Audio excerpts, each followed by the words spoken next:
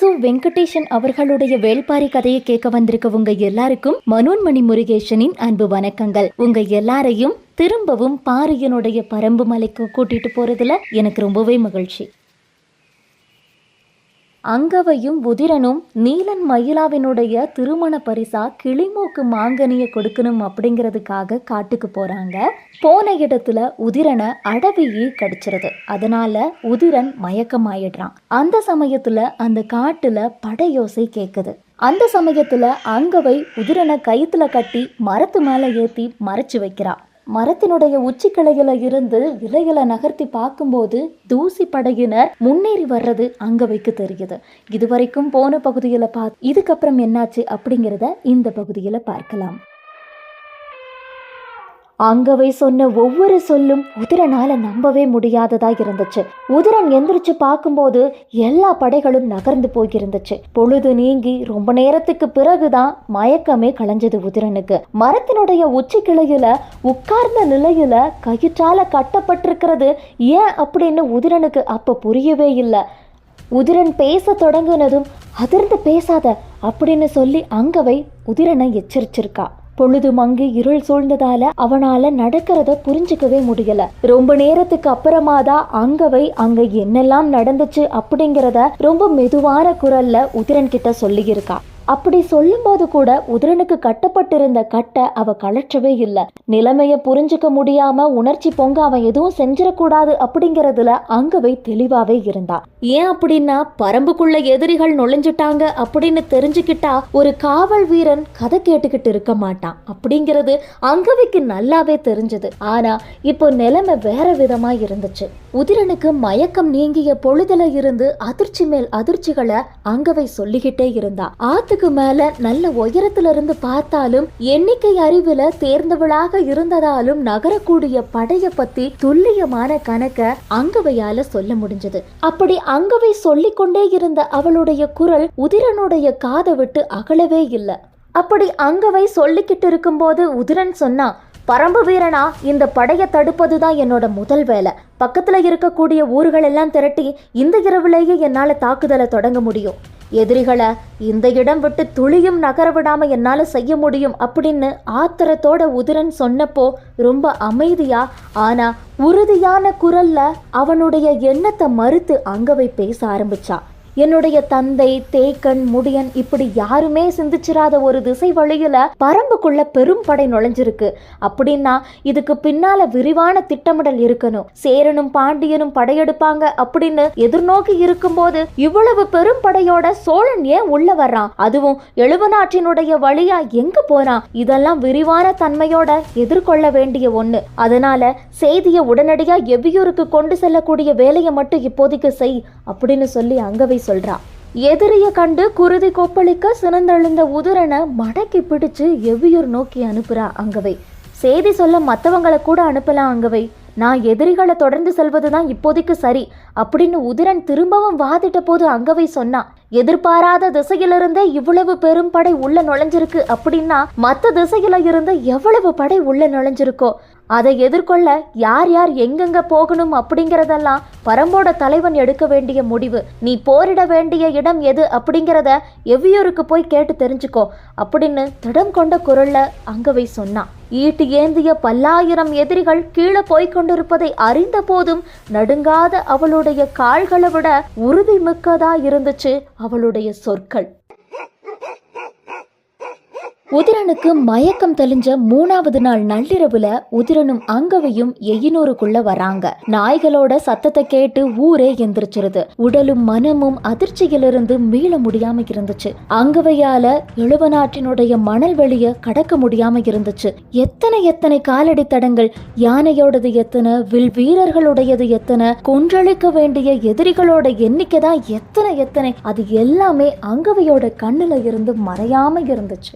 அங்கவை பார்த்த காட்சியை பத்தி மத்தவங்க கிட்ட சொல்லலாம்னு நினைக்கும் போது அவளுக்குள்ள கொந்தளிக்க கூடிய உணர்வு இடம் தரவே இல்லை. ஏன் அப்படின்னா எயினூர்ல இருந்து ரொம்ப தள்ளி குன்றுகள் பலவற்றை தாண்டி ஓடக்கூடிய எழுவனாறு எதிர்ப்புறமா திரும்பி போகுது. அதனால எயினூர் மக்கள் யாருமே படைய பார்க்கவே இல்லை. வந்ததும் அங்கவைய அங்கேயே இருக்க சொல்லிட்டு வீரர்கள் 2 பேரை கூட்டிட்டு இரவோடு இரவா புறப்பட்டு போறான் உதிரன். மலைப்பாதையில செங்குத்தான வழித்தடத்துல கோழியனூரை நோக்கி மேலே ஏறுறாங்க. இரவுல இந்த பாதையில செல்வது ஆபத்து அப்படின்னு ஊரார் எல்லாருமே தடுத்த போதும் கேட்கக்கூடிய நிலையில உதிரன் இல்ல. கோழியனூர் வந்துட்டோம் அப்படின்னா அங்க காவல் வீரர்கள் கிட்ட விட்டுட்டு வந்த குதிரையில எவ்வையூர் வந்து சேரணும். எதிரியோட படைகள் பரம்புக்குள்ள நுழைஞ்சிருக்க கூடிய செய்திய ரொம்ப சீக்கிரமா பாரி கிட்ட கொண்டு போய் சேர்க்கணும். எழுவனாற்றினுடைய வழித்தடத்தை ஒட்டி இருக்கக்கூடிய மலைப்பகுதியில ஊர்களோட எண்ணிக்கை ரொம்பவே குறைவுதான். நாளைக்கு இல்ல அப்படின்னா நாளைக்கு மறுநாளோ படைகள் வந்துட்டு இருக்கிறத மக்கள் பார்த்துருவாங்க. வந்துட்டு இருக்கிறது இதுவரைக்கும் பார்த்திராத அளவு எண்ணிக்கை கொண்ட பெரும்படையா இருந்துச்சு. அதனால அங்கங்க இருக்கக்கூடிய மக்கள் தாக்குதலை தொடங்கிடக்கூடாது. நல்ல ஒருங்கிணைஞ்ச தாக்குதலா இருக்கணும். செய்தியை ரொம்ப சீக்கிரமா கொண்டு சேர்க்கணும் அப்படிங்கிறது தான் இப்போ முக்கியம் அப்படின்னு சொல்லி உதிரன் நினைச்சான். நன்றாக வழி தெரிந்த 2 பேரோட மலையேற்றத்தை தொடங்கி உதிரன் மேல போறான். எந்த ஆபத்தையும் பொருட்படுத்த அவன் தயாராவே இல்ல. ஏன் அப்படின்னா அங்கவையனுடைய செயல் அவனை உலுக்கி இருந்துச்சு. எவ்வளவு இக்கட்டான நிலையில தனியொருத்தியா இருந்து என்னை காப்பாத்திருக்கா. கடைசி வரைக்கும் நம்பிக்கை இழக்காம செயல்பட்ட அவளுடைய துணிவு இணையற்றது. காலுக்கு கீழே எண்ணிலடங்காத எதிரிகள் நகர்ந்து போய்கொண்டிருக்கும் போது பகலும் இரவும் கவனமா அவளையும் பார்த்துக்கிட்டு என்னையும் பாதுகாத்து இருந்திருக்கிறா. இந்த உறுதிப்பாட்டுக்கும் துணிவுக்கும் முன்னாடி நம்ம செயல்கள் ஒரு பொருட்டே இல்லை அப்படின்னு அவனுக்கு தோணுச்சு. அதிகாலையில கோழியனூர் வந்து சேர்ந்ததும் காவல் வீரர்கள் கிட்ட குதிரைய வாங்கிட்டு எவ்வியூர் நோக்கி வேகமா போறான். பாய்ந்து செல்லக்கூடிய குதிரையால அவனோட வேகத்துக்கு ஈடு கொடுக்க முடியல. 3 ஊர்கள்ல குதிரைய மாத்தி பயணத்தை நிற்காம தொடர வேண்டும் அப்படின்னு நினைச்சுக்கிட்டே பகலிரவு பார்க்காம அவ்வளவு வேகமா போய்கிட்டு இருந்தான். பொழுது சாஞ்சுகிட்டு இருந்துச்சு. சாயங்கால வேலையில நாகப்பச்சை வேலையை தாண்டி பாஞ்சுகிட்டு இருந்துச்சு உதிரனோட குதிரை. மேல் மாடத்துல பாரி, தேக்கன், முடியன், காலம்பன் எல்லாரும் தென் திசையில இருந்து கூழையன் அனுப்பிய செய்திய பத்தி தீவிரமா விவாதிச்சுக்கிட்டு இருந்தாங்க. தூரத்திலேயே பாரியின் கண்களுக்கு உதிரனோட குதிரை வர்றது தெரிஞ்சது. அங்கவே இல்லாம தனியா வரக்கூடியவனுடைய வேகம் ஆபத்து ஒன்ன கொண்டு வரான் அப்படிங்கிறது பாரிக்கு நல்லாவே புரிஞ்சுது. மாடத்துல இருந்து வேக வேகமா கீழே இறங்குறாரு பாரி. இப்படி 2 நாளா உணவு எதுவுமே இல்லாம அப்பப்ப குதிரைய மட்டும் மாத்தி மாத்தி சீக்கிரமா வந்து சேர்ந்தான் உதிரன். கிறங்கியபடி வந்தவன கொஞ்சம் இளைப்பாற வைக்க முயற்சி பண்ணாரு தேக்கன். ஆனா கொந்தளிக்க கூடிய உணர்வோடு இருந்த உதிரனால அவங்க கொடுக்கக்கூடிய தண்ணி எல்லாம் வாங்கி குடிக்க அவனுக்கு பொறுமையே இல்ல. மூச்சு வாங்க ஆரம்பிக்குது. அதனால அவனுடைய பேச்சும் திணற ஆரம்பிச்சுது. அங்கவே இல்லாம உதிரன் மட்டும் வந்த செய்தி ஆதினிக்கு தெரிஞ்சப்போ இதுவரைக்கும் இல்லாத அச்சம் ஆதினிய சூழ்ந்துச்சு. உடனே மாளிகையை நோக்கி ஓடோடி வர்ற ஆதினி உள்ள வந்த சமயத்துல அங்கவை பார்த்த யானை படையினுடைய எண்ணிக்கையை பத்தி உதிரன் சொல்லிக்கிட்டு இருந்தான். காலாட்படையினுடைய தன்மை வேறுபாடுகளை எடுத்து சொன்னான். குதிரைப்படைகள் எதுவுமே இல்ல. படைகளை ஒழுங்கமைக்கவும் தளபதிகளுடைய பயன்பாட்டுக்காகவும் மட்டும்தான் குதிரைகள் வந்திருக்கு. வீரர்களுடைய முகங்கள்ல களைப்பு எதுவுமே இல்ல. தூசி படையினருடைய காதுகளின் மேல் மடல்கள்ல 3 ஓட்டை இருந்தது வரைக்கும் அங்கவை உதிரன் கிட்ட சொல்லி அனுப்பியிருந்தான். உதிரன் இப்படி சொல்றதெல்லாம் கேட்டுட்டு எல்லாருமே திகைச்சு போயிருந்தாங்க. சோழன் ஏன் படையெடுத்து வர்றான்? எழுவனாற்றின் வழியா பரம்புக்குள்ள நுழையக்கூடிய வழி எப்படி அவனுக்கு தெரிஞ்சது? அவனோட படையின் வலிமை யானைய நம்பிதானே இருக்கு. அதுவும் மிகச்சரியான உத்திதான். இவ்வளவு தெளிவான திட்டத்தோட புறப்பட்டு வரக்கூடிய நோக்கம் என்ன அப்படின்னு ஒவ்வொருத்தரோட மனசுக்குள்ளேயும் கேள்விகள் உருண்டபடியே இருந்துச்சு. அவையில இருந்தவங்க எல்லாருமே அமைதியானாங்க. ஆதினி அப்பதான் பெருமூச்சு விட்டா. அங்கவைக்கு ஆபத்து எதுவும் இல்லை அப்படின்னு தெரிஞ்சதுக்கு அப்புறமா தான் ஆதினிக்கு நிம்மதியே வந்துச்சு. அது போதும், பரம்புக்குள்ள எவ்வளவு பெரிய படை வந்தாலும் அச்சம் கொள்ள ஒன்னும் இல்லை அப்படின்னு சொல்லி அந்த அவையை விட்டு வெளியே போறா ஆதினி. இது எல்லாம் நடந்ததுக்கு முந்தின நாள் தான் நள்ளிரவு கூழையனும் செய்தி அனுப்பியிருந்தாரு. குடநாடும் குட்டநாடும் படைய ஒருமுகப்படுத்தி இருக்கு. ஆயிமலையினுடைய பின்புறம் 2 நாட்டு படைகளும் ஒன்னு சேர்ந்து பாசறை அமைச்சிருக்கு. ஆயிமலையினுடைய கணவாய் வழியா இன்னும் சில நாட்கள்ல அவங்க பரம்புக்குள்ள நுழைய இருக்காங்க அப்படிங்கிறது தான் கூழையன் அனுப்பிய செய்தியா இருந்துச்சு. வழக்கத்துக்கு மாறான தன்மையோட சேரர்களோட நடவடிக்கை இருக்கு. 2 பேரும் தனித்தனியா போரிடுவதற்கான ஏற்பாட்டோட இருந்ததாதான் ஏற்கனவே கூழையன் செய்தி அனுப்பியிருந்தாரு. திடீர்னு எப்படி 2 படைகளும் ஒருங்கிணைஞ்சது?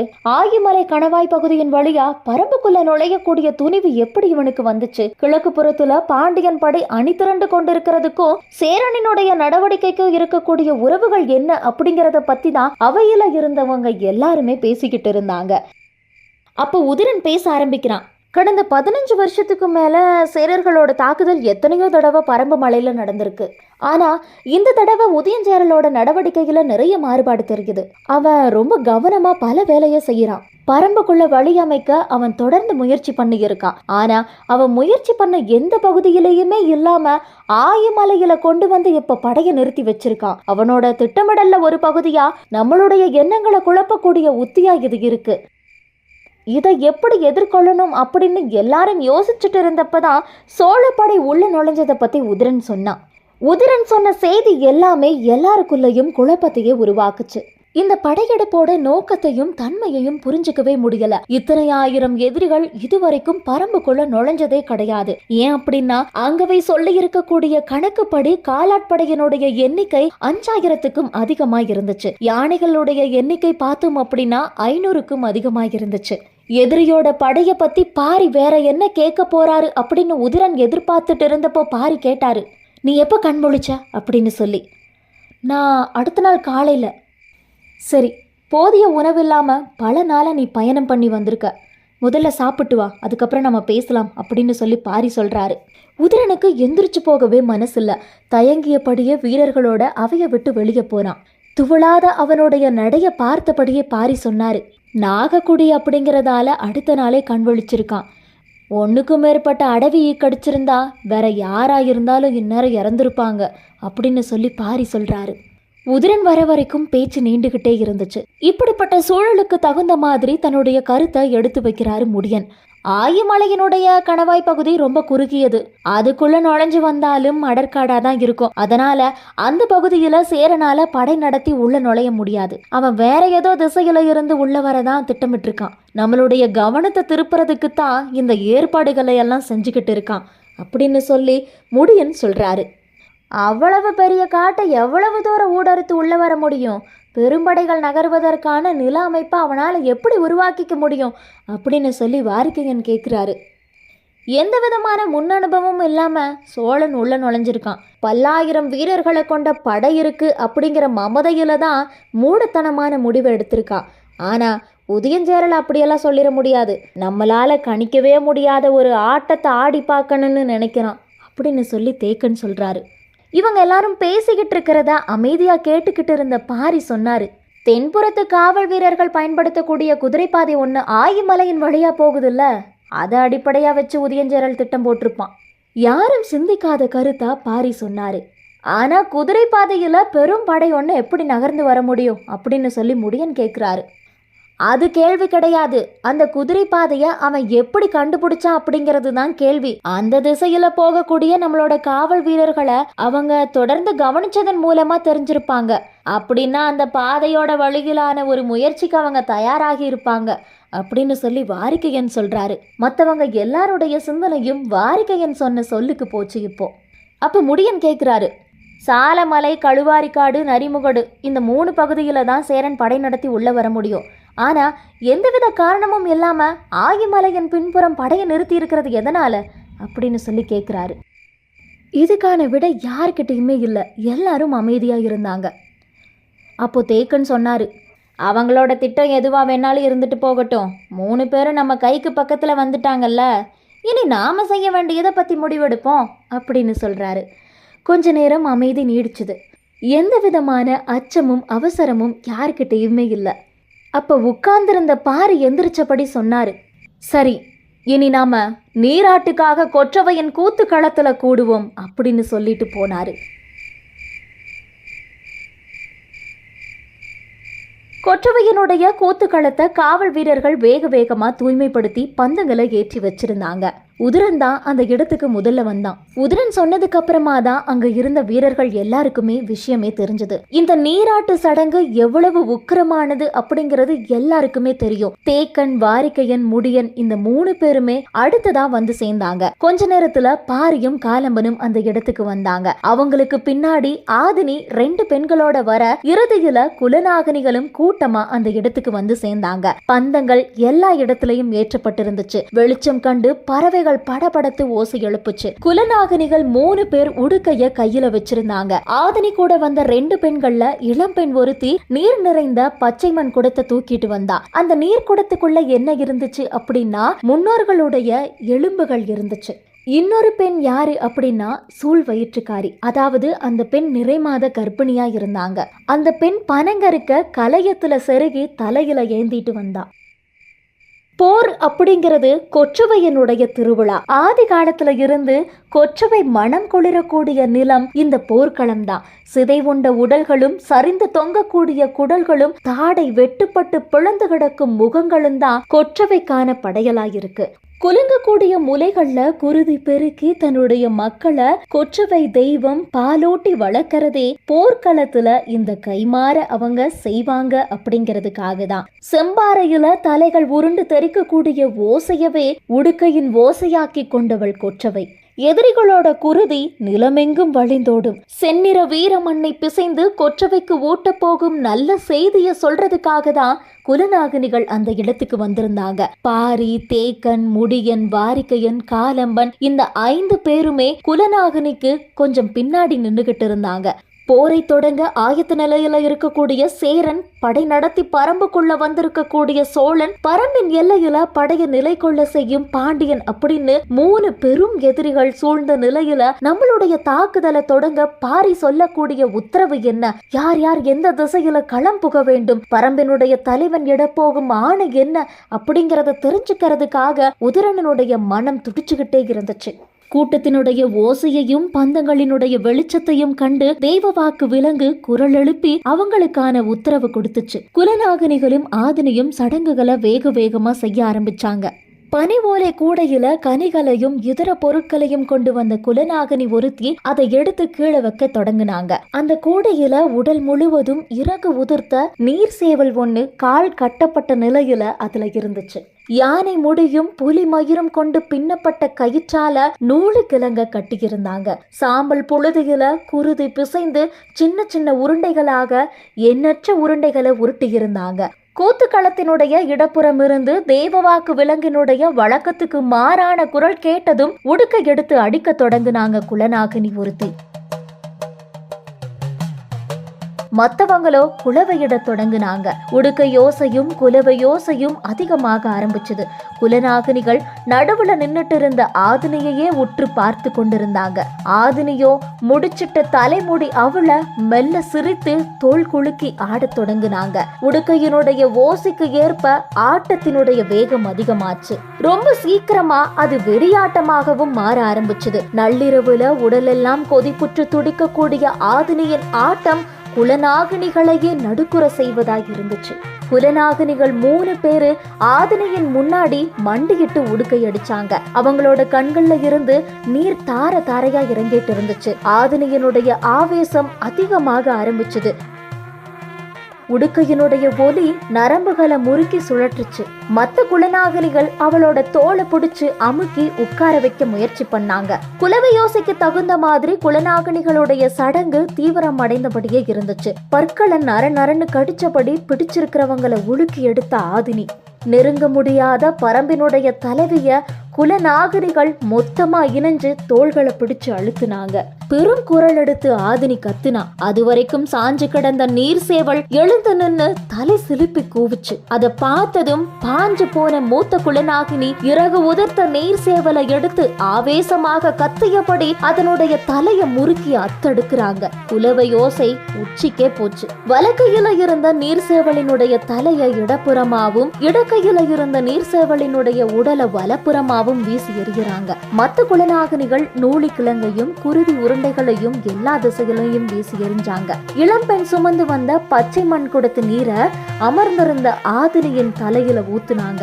முன்னோர்களினுடைய எலும்புகள் மேலெங்கும் நழுவி இறங்குச்சு.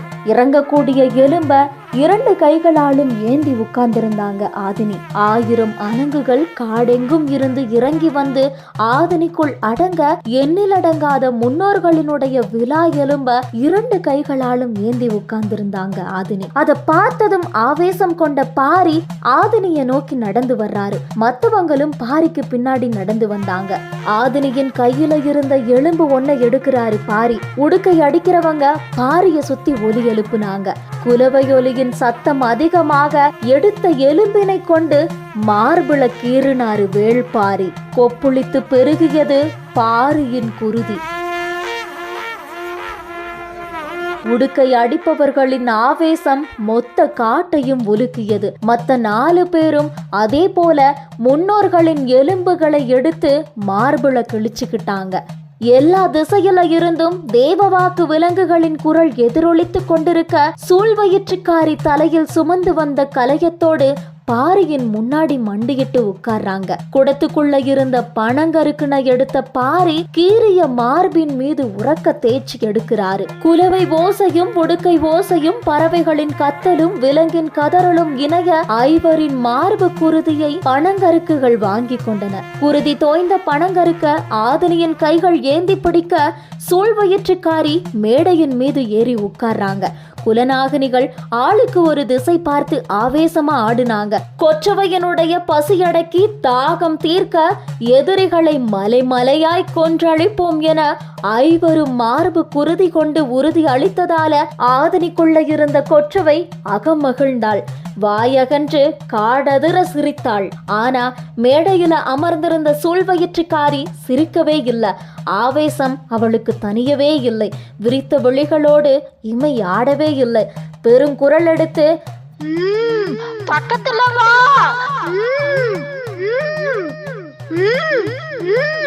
பக்கத்துல வா. அப்போ ஆதினிக்குள்ள இருந்த கொற்றவை தலைய மறுத்து மறுத்து ஆட்டி பேச ஆரம்பிச்சாங்க. விழப்போகும் எதிரிகளோட எண்ணிலடங்காத உடலை தின்னு முடிச்சிட்டு வர்றேன். உருவிய குடலால குன்றுகள் மறைஞ்சு கிடக்க காடெங்கும் பெருகியோடும் குருதிய குடிச்சிட்டு வர்றேன். அதுக்குள்ள ஏன் என்ன கூப்பிடுற அப்படின்னு மறுத்து கத்துனாங்க கொற்றவை. ஆனா சூழ்வயிற்றுக்காரி விடவே இல்லை. அதை விட பெரும் குரல் எடுத்து கத்துனாங்க. காலம் தாழ்த்தாத, எனக்கான வாக்க கொடுத்துட்டு நீ பசியாரிக்கோ அப்படின்னு சொல்றாங்க. கொற்றவை அந்த இடத்துல இருந்து நகரவே இல்லை.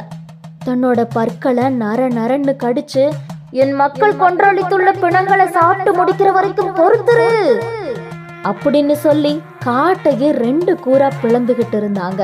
குலநாகினிகள் ஒன்னு சேர்ந்து கொற்றவைய சூழ்வயிற்றுக்காரிய நோக்கி இழுத்து செல்ல முயற்சி பண்ணாங்க. ஆனா யாராலையுமே அவளை அசைக்கவே முடியல.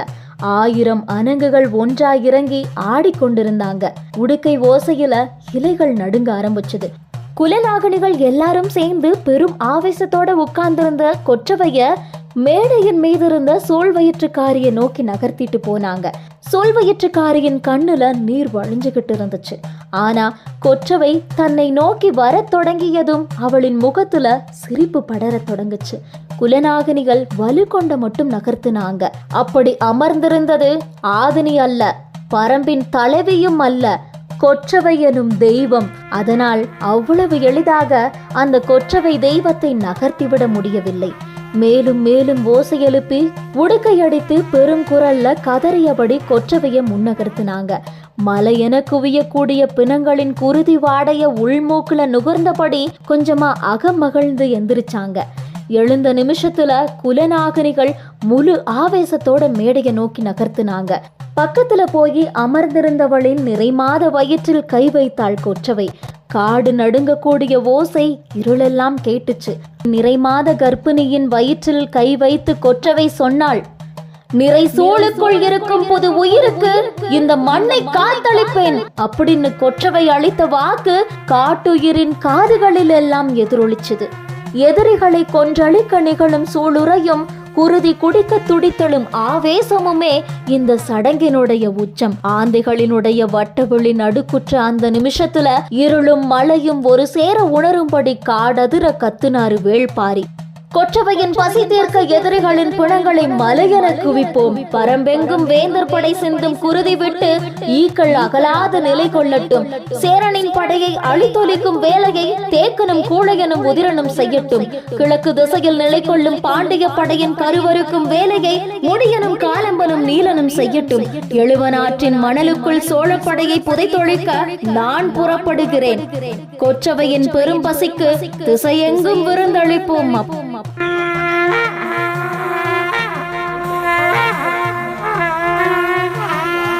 அப்படின்னு பாரி கத்துனப்போ அந்த காடே அதிர்ந்து போயிருந்துச்சு. இதுக்கப்புறம் என்னாச்சு அப்படிங்கிறத அடுத்த பகுதியில் தெரிஞ்சுக்கலாம். அதுவரை உங்களிடமிருந்து விடைபெறுவது பரம்பு மலையிலிருந்து நான் மனோன்மணி முருகேசன்.